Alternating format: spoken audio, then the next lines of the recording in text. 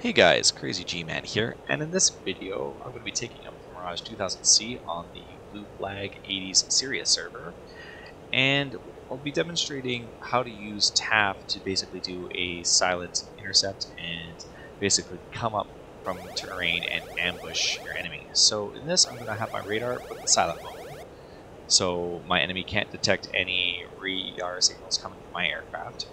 And I'm also staying very low and using terrain masking to prevent myself showing up on any enemy radars, whether they be aircraft or EWR systems. Now, the Mirage has an interesting new system called TAF, which is basically a simple data link system, which allows you to turn into any early working radar station that's ground-based. And as long as you're within line of sight and the enemy is within line of sight, it'll put the closest aircraft to the airbase and link it up onto your radar screen. So even though my radar is off, you can see here, I can see this Hornet that's at Mach 1.6 at 42,000 feet, and now I'm using terrain to basically silently sneak up on it. So right now, I'm making sure to try to stay off his radar as much as I can, checking my RWR, making sure that I'm staying off enemy radars. An F-16 does quickly give me a nails reading on my RWR, but I'm right now pretty close, and I think I can basically get at this F-18 before he can detect me. So right now, I'm within 20 nautical miles. I put my radar into trackball scan mode as I turn it on, and I soft lock him, so he's getting nails from me, but not spike. And now I'm closing to within the no escape zone of my Super 530D missiles. And as soon as I get within, I'll put him into single target track, which I do right now, and Fox 1. So this maneuver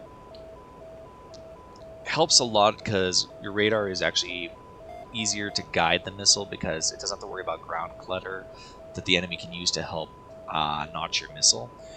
Also, your missile is flying up into thinner air, so even though it's working against gravity, it is traveling relatively fast as it goes higher up. So he does manage to defeat my first Fox 1 missile, but I've now managed to close within even closer distance. I'm now within basically 5 nautical miles of him, and I do decide now to launch another Fox 1.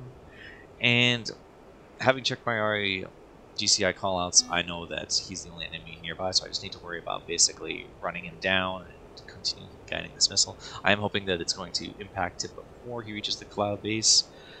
Sometimes there's a bit of a delay, so it is at the 0 marker, but I can see the missile still tracking him, and splash.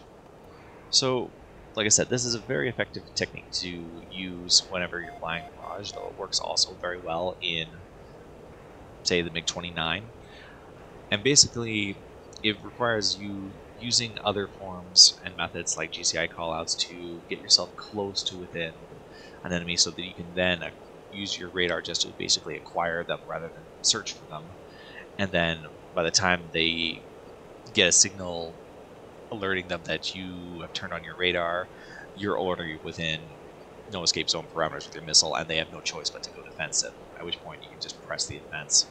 So also, it's a bit of a warning whenever you're flying high. If you don't have an AWACS to help you with looking down, you've got to be really careful what terrain you're flying over, because you can easily get flanked and ambushed from opponents flying underneath you that fly underneath basically the cone of your radar if you're looking too far forward and not enough underneath you. So just food for thought. Hope you guys enjoyed the vid.